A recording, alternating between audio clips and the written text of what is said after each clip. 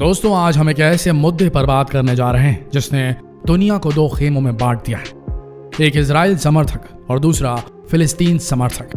पर किसी भी गुट का समर्थन या विरोध करने से पहले यह आवश्यक है कि हमें विवाद की सही वजह मालूम हो।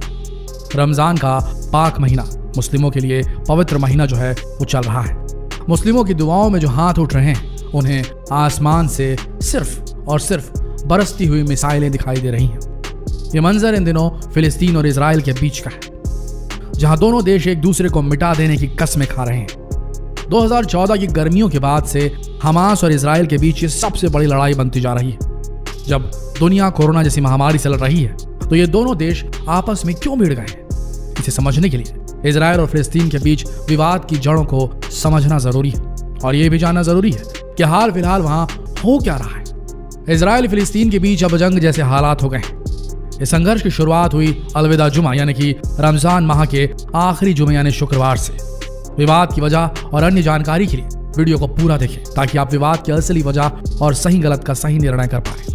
पिछले शुक्रवार रमजान महीने का आखिरी शुक्रवार था। इस वजह से यरूशलेम की मस्जिद अल अक्सा में काफी तादाद में मुस्लिम लोग नमाज अदा करने इकट्ठा हुए थे। नमाज के बाद ये लोग शेख जर्राह को खाली कराए जाने के विरोध में प्रदर्शन करने लगे। लेकिन इसके बाद एक बहुत बड़ा क्लैश हुआ इजरायली पुलिस और मुस्लिमों के बीच। इजरायली पुलिस ने जबरदस्ती जेरूसलम डे मनाते हुए शेख जर्राह को, जहां फिलिस्तीनी मुस्लिम रहते थे, उन्हें खाली करा दिया था। और इसके विरोध में नमाज के बाद वहां के लोग जो थे मस्जिद अल अक्सा में, उन्होंने विरोध प्रदर्शन किया। लेकिन इजराइल की सेना ने इसका विरोध किया, जिसकी वजह से वहां झड़प का माहौल बन गया और इसमें कई मुस्लिमों को चोटें आई। उन्हें खाली करने के लिए कह दिया गया। अल अक्सा मस्जिद, दमिश्क गेट और शेख जर्राह पड़ोस में इजराइल के कब्जे वाले बलों के हमले के दौरान यरूशलेम के कब्जे वाले शहर में 173 फिलिस्तीनी घायल हो गए थे। यरूशलेम में मुस्लिमों के पवित्र महीने रमजान के शुरू होने के बाद से ही इजरायली पुलिस और फिलिस्तीनियों के बीच झड़प की खबरें आ रही थी। आम दिनों के मुकाबले रमजान में मस्जिद अल अक्सा में आने वाले मुस्लिमों की संख्या ज्यादा होती है। इजरायली पुलिस ने यरूशलेम शहर के दमस्कस गेट पर बैरिकेडिंग कर दी। मुस्लिमों का कहना था कि यह उनकी धार्मिक स्वतंत्रता को रोकने की कोशिश है। बढ़ते विरोध को देखते हुए पुलिस ने वहां बैरिकेडिंग हटा तो दी, लेकिन माहौल बिगड़ने में यह भी एक प्रमुख वजह रही। या यह भी कह सकते हैं कि इजराइल की सेना ने खुद फिलिस्तीन को उकसाया ताकि वो कोई ऐसा कदम उठाए जिससे जंग की शुरुआत हो सके। वहां उस वक्त मौजूद लोगों ने बताया कि एक बड़े इजरायली पुलिस बल ने आज सुबह यरूशलेम के पुराने शहर में अल अक्सा मस्जिद पर छापा मारा और प्रत्यक्षदर्शियों के अनुसार फिलिस्तीनी लोगों पर हमला किया। इजरायली बलों ने उपासकों पर रबर कोटेड मेटल बुलेट और आंसू गैस के गोलों से हमला किया, जिससे चोटों के कई मामले सामने आए। और पाक मस्जिद में, पवित्र मस्जिद जिसे मुसलमान मानते हैं, वहां हैंड ग्रेनेड फेंकने से विवाद और बढ़ गया। विवाद की एक और वजह यरूशलेम डे को भी बताया जा रहा है। दरअसल यरूशलेम डे 1967 के अरब इजराइल युद्ध में इजराइल की जीत के जश्न के तौर पर मनाया जाता है। इजराइल ने इस युद्ध को 6 दिन में ही जीत लिया था और पूर्वी यरूशलेम पर कब्जा किया था। इस साल 10 मई को यरूशलेम डे मनाया गया। इस दिन इजरायली लोग यरूशलेम में मार्च करते हुए वेस्टर्न वॉल तक जाकर प्रार्थना करते हैं। वेस्टर्न वॉल को यहूदियों का एक पवित्र स्थल माना जाता है। इस मार्च के दौरान भी हिंसक झड़पें हुई और इसी मंगलवार को फिलिस्तीन के हमास, जिसे इजराइल आतंकी संगठन मानता है और फिलिस्तीन स्वतंत्रता संग्राम सेनानी यानी कि फ्रीडम फाइटर मानते हैं, हमास को जब इस बात की खबर पता चली कि अलविदा जुमे के दिन इस तरीके की हरकत हुई है, मुस्लिमों पर अत्याचार हुए, इजरायली पुलिस ने ऐसा किया है, इजरायली सेना ने ऐसा किया है, तो वो पूरी तरीके से उकसावे में आ गए और बदले की कार्रवाई के चलते हमास ने इजराइल पर मिसाइलों से हमला कर दिया। एक दो नहीं बल्कि 100 से ऊपर रॉकेट दागे हमास ने पूरे इजराइल पर। हमास की तरफ से इजराइल की राजधानी तेल अवीव, एश्केलोन और होलोन शहर को निशाना बनाया गया। सोमवार को भी हमास ने अपने कब्जे वाले इलाके गाजा पट्टी से इजराइल के यरूशलेम पर रॉकेट दागे। हमास ने अपने आधिकारिक बयान में कहा कि उसने अल अक्सा मस्जिद परिसर में इजरायली पुलिस के छापे के बाद 300 से अधिक फिलिस्तीनियों की चोट के जवाब में इजराइल पर रॉकेट दागे। इसके जवाब में इजरायली एयरफोर्स ने हमास की कब्जे वाली गाजा पट्टी पर एयर स्ट्राइक कर यहां 13 मंजिल बिल्डिंगों को निशाना बनाया। इस हमले में पूरी बिल्डिंग ढह गई। इजराइल का कहना है कि इस बिल्डिंग में हमास की पॉलिटिकल विंग का ऑफिस था। रविवार से अब तक इस संघर्ष में 38 से ज्यादा लोगों की मौतें हो चुकी है। दोस्तों, मरने वालों में एक भारतीय महिला भी शामिल है। इजराइल और फिलिस्तीन के बीच इस संघर्ष की वजह सालों पुरानी है। 1948 में इजराइल की आजादी के बाद से ही अरब देश और इजराइल कई बार आमने सामने आ चुके हैं। फिलिस्तीन के प्रदर्शनकारी और इजरायली पुलिस के बीच आए दिन यरूशलेम और उसके आसपास के इलाकों में झड़पें होती रही। दोस्तों, इस विवाद का दूसरा पहलू भी है। इस संघर्ष के पीछे इजराइल में राजनीतिक उठापटक को भी माना जा रहा है। दरअसल मार्च में हुए संसदीय चुनाव बेनतीजा रहे। इसके बाद से नेतन्याहू इजराइल के अंतरिम प्रधानमंत्री बने रहे। बीते हफ्ते की डेडलाइन खत्म होने तक नेतन्याहू गठबंधन सरकार बनाने में सफल नहीं हुए। उनके लिए सरकार बनाने की एक सूरत यह है कि वह अरब लोगों के समर्थन वाली पार्टी यूनाइटेड अरब लिस्ट के लीडर मंसूर अब्बास से समर्थन ले लें। इसका विरोध भी हो रहा था क्योंकि उसे यहूदी विरोधी माना जाता है। अब युद्ध जैसी स्थिति में इजराइल में सियासी समीकरण बदल सकते हैं, लेकिन दुनिया के सभी देशों ने दोनों गुटों से शांति स्थापित करने की मांग की है।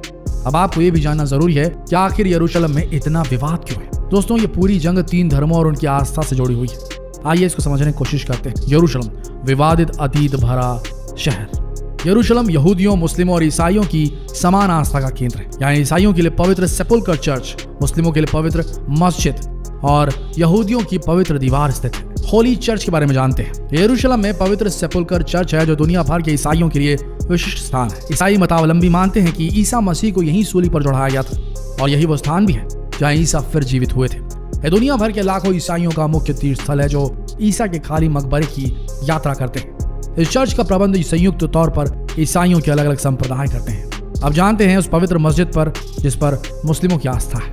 यरूशलेम में ही पवित्र गुंबदाकार डोम ऑफ रॉक यानी कुव्वतुल सखरा और अल अक्सा मस्जिद है। ये एक पठार पर स्थित है जिसे मुस्लिम हरम अल शरीफ या पवित्र स्थान कहते हैं। यह मस्जिद इस्लाम की मक्का और मदीना के बाद तीसरी सबसे पवित्र जगह है। इसके देखरेख और प्रशासन का जिम्मा एक इस्लामिक ट्रस्ट करता है जिसे वक्फ भी कहा जाता है। मुसलमान मानते हैं कि पैगंबर अपनी यात्रा में मक्का से यहीं आए थे और उन्होंने सभी पैगंबरों से दुआ की थी। कुव्वतुल सखरा से कुछ ही दूर पर एक नींव रखी गई है जिसके बारे में मुसलमान मानते हैं कि पैगंबर मोहम्मद यहीं से जन्नत की ओर गए थे। अब जानते हैं ज्यूज यानी कि यहूदियों के लिए पवित्र स्थान, पवित्र दीवार के बारे में। यरूशलेम का कोटेल या पश्चिमी दीवार का हिस्सा यहूदी बहुल माना जाता है क्योंकि यहाँ कभी उनका पवित्र मंदिर था और ये दीवार उसी की बची हुई निशानी है। यह मंदिर के अंदर यहूदियों की सबसे पवित्रतम जगह होली ऑफ होलीज है। यहूदी मानते हैं यहीं पर सबसे पहले उस शिला की नींव रखी गई थी जिस पर दुनिया का निर्माण हुआ और जहां अब्राहम ने अपने बेटे इसाक की कुर्बानी दी थी।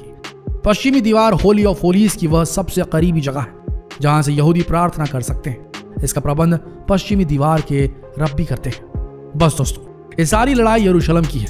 वर्ष 1948 में इजराइल का एक राष्ट्र के तौर पर स्थापित हुआ, लेकिन उसे मध्य पूर्व के इस्लामिक देशों ने कभी भी मान्यता नहीं दी। हालांकि काफी संघर्ष के बाद तय हुआ कि पश्चिमी यरूशलेम के हिस्सों पर इजराइल का हक होगा और पूर्वी यरूशलेम के हिस्सों पर जॉर्डन का अधिकार होगा। वहां जॉर्डन की सेना तैनात रहेगी। इस तरह से तब यरूशलेम को बांटा गया, लेकिन यह बंटवारा अस्थायी था। इसकी वजह से यहाँ अधिकार को लेकर इजराइल और फिलिस्तीन में लगातार संघर्ष जारी है। 3 धर्मों की आस्था से जुड़े होने की वजह से यह हर पक्ष इस पर अपना अधिकार करना चाहता है, जिसकी वजह से अक्सर जंग जैसे हालात बन जाते हैं।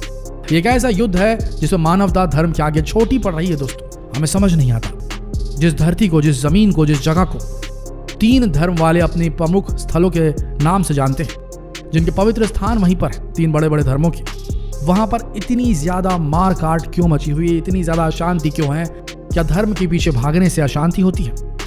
इसका सबसे बड़ा उदाहरण आपको यहीं मिल जाएगा। देखिए, जहां 3 धर्म मिले हैं वहां पर इतनी ज्यादा मारकाट हो रही है। दोस्तों, धर्म युद्ध करने का समय खत्म हो चुका है। अभी मानवता को सर्वोपरि मानने का वक्त आ चुका है। अगर हम सब धर्म युद्ध के पीछे पड़े रहे तो एक दिन ये पूरी दुनिया यरूशलेम जैसी प्रभावित हो जाएगी। दोस्तों, हमारा तो यही मानना है जितना हो सके मानवता को ही श्रेष्ठ धर्म मानना चाहिए। इंसानियत ही सबसे बड़ी रिलीजन है। आपका क्या मानना है कमेंट सेक्शन में जरूर लिखें और जितना हो सके इस इन्फॉर्मेटिव वीडियो को शेयर करें फेसबुक पर, व्हाट्सएप पर, यूट्यूब पर, ताकि लोग अवेयर रह सके, जागरूक रह सके। मिलते हैं अगले वीडियो में। तब तक के लिए इस वीडियो के अंत तक बने रहने के लिए आप सबका दिल से धन्यवाद।